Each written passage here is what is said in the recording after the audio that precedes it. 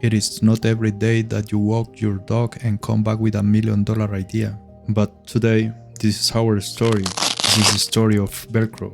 One day, in 1941, a Swiss engineer named George de Mestral went for a walk in the mountains with his dog. He did this often. When he came back home, he thought more about something he always did. He did not like it very much. He had to take a small seed of his dog and his clothes. This plant comes from Europe and Asia, but you can also find it in other parts of the world. People call it border to bird. On that day, he stopped to think, how does this seed stick to my clothes and my dog furs? He decided to look at one seed more carefully.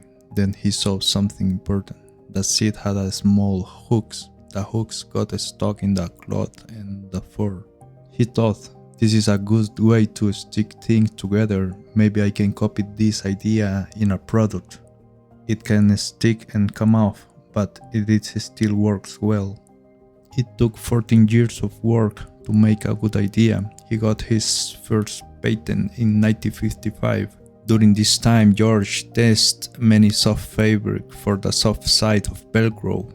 This is the side with the loops. He also tested many materials for the hard side. This is the side with the hooks. For the soft part, he tried cotton too, but he stopped using it. It got weak after he opened and closed it many times. After a lot of work, he chose nylon. Nylon was the best material for his invention. Nylon needed special heat treatment to work well.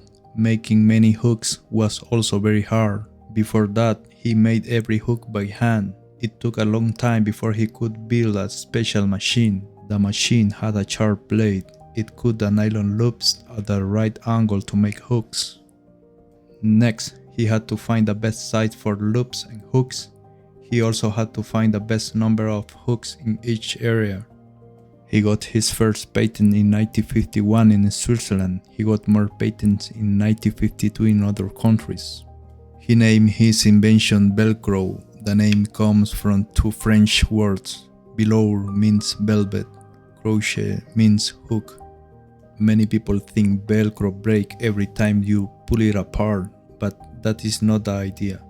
Over time, it can get out, but the hook, made of nylon, connects to the loops. It stretched and then it let go.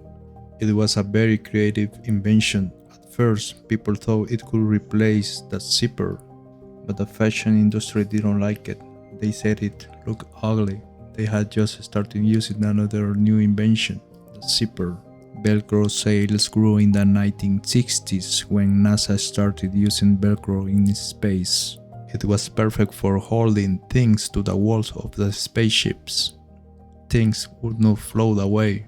It was also used for cables, bags, and many other tools for astronauts. Before I finish, here is a curious fact about George's invention today. Velcro is one of the most famous brands in the world.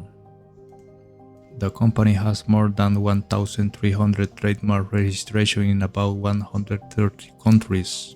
But here is the problem. Everyone says Velcro for any hook and loop products. We say Velcro shoes or I Velcro my bag. The Velcro company says, please don't do that. Velcro is a brand name, not a verb and not a generic word. The correct term is hook and loop.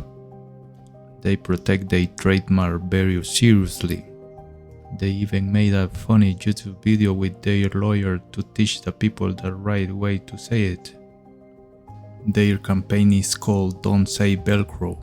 So George created a name in the 1950s, and today lawyers work hard to protect it. That shows how big his idea became. Now watch this short video. It is a very clever way to explain trademark law. We're a company that's so successful that everywhere you go, you see the scratchy, hairy fastener, and you say, Hey, that's Velcro! But even though we invented this stuff, our patent lapsed 40 years ago. Now no matter who else makes it, you still wanna call it Velcro. you think it's awesome for us, we're famous, but we're lawyers and it's causing us grief. 'cause there are trademark laws being broken. It's all here in this short legal brief. And we know that this is confusing because Velcro brand is who we are. What if you call it all Velcro? We're gonna lose our circle. This is called hook and loop. This part's a hook, this part's a loop. You call it Velcro, but we're begging you. This is f***ing hook and loop. We know this seems ridiculous. This is a first world situation. And we made $500 million last year. I went to Texas on my last vacation. And we're asking you not to say her name. We took 60 plus years to build. But if you keep calling these Velcro shoes, our trademark will get killed. Yeah! We aren't just doing this for us.